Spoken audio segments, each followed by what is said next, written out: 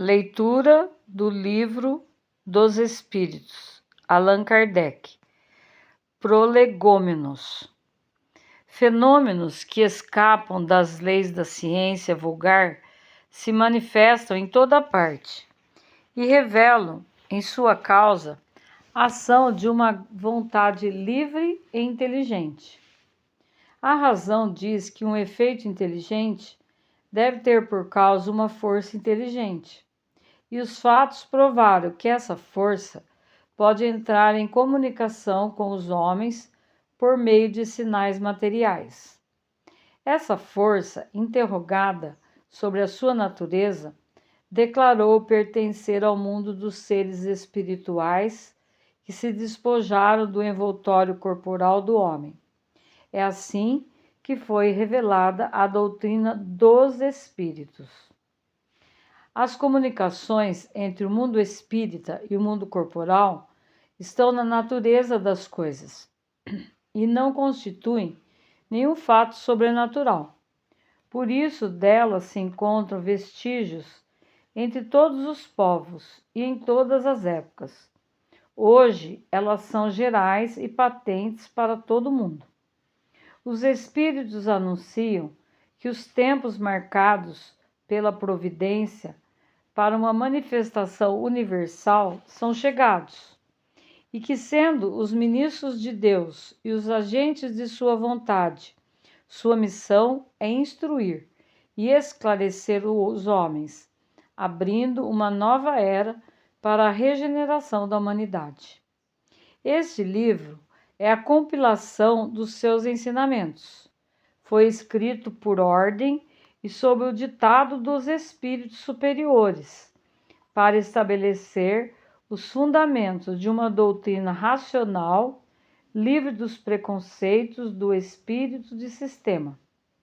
Nada contém que não seja a expressão do seu pensamento e que não tenha se submetido ao seu controle.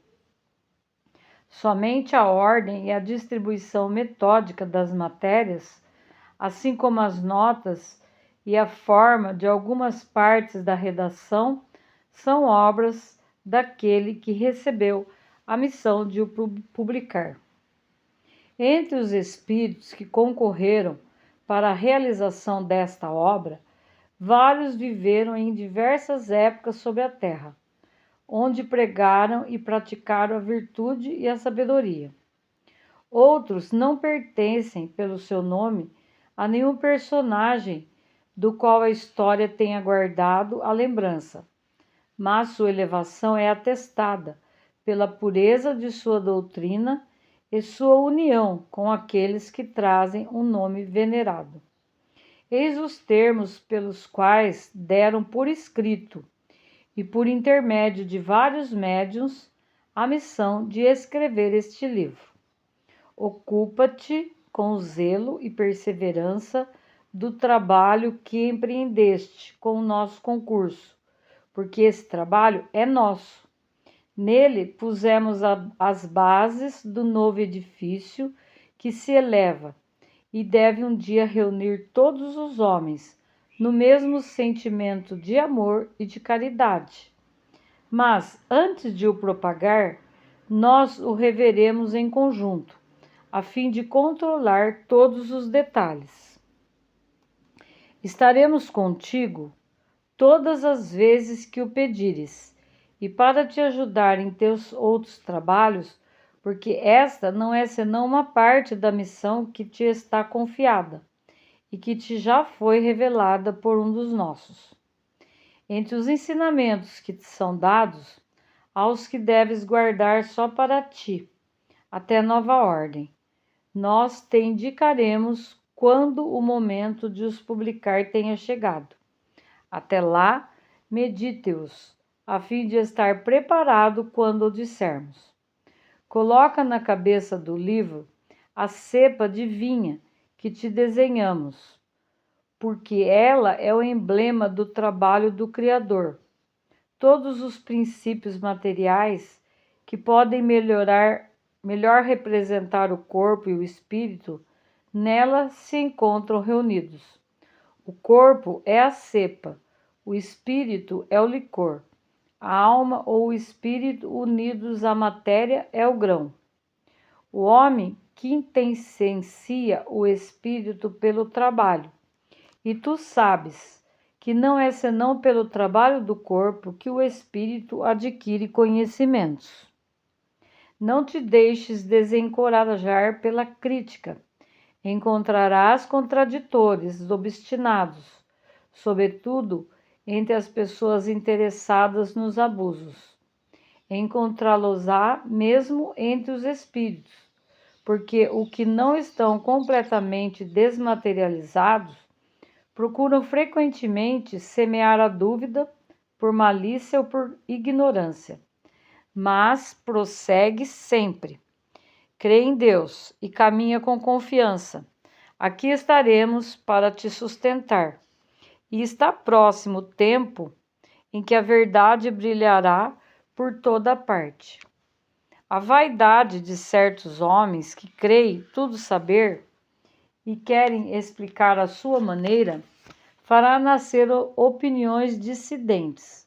Mas todos aqueles que tiverem em vista o grande princípio de Jesus se confundirão no mesmo sentimento de amor ao bem e se unirão por um laço fraternal que abrangerá o mundo inteiro. Eles deixarão de lado as miseráveis disputas de palavras, para não se ocupar senão das coisas essenciais, e a doutrina será sempre a mesma, quanto ao fundo, para todos aqueles que receberão as comunicações dos espíritos superiores. É com a perseverança que chegarás a recolher o fruto do teu trabalho. O prazer que experimentarás vendo a doutrina se propagar e ser compreendida te será uma recompensa, da qual conhecerás todo o valor, talvez mais no futuro que no presente. Não te inquietes, pois, com as sarças e as pedras que os incrédulos ou os maus semearão sobre o teu caminho. Conserva a confiança, com a confiança tu chegarás ao fim e merecerás ser sempre ajudado. Lembra-te de que os bons espíritos não assistem senão aqueles que servem a Deus com humildade e desinteresse, e repudiam a qualquer que procure no caminho do céu um degrau para as coisas da terra. Eles se distanciam do orgulhoso e do ambicioso. O orgulho e a ambição serão sempre uma barreira entre o homem e Deus. É um véu atirado sobre as claridades celestes, e Deus não pode se servir do cego para fazer compreender a luz. São João Evangelista, Santo Agostinho, São Vicente de Paulo, São Luís, o Espírito de Verdade, Sócrates, Platão, Fenelon, Franklin, Swedenborg, etc., etc.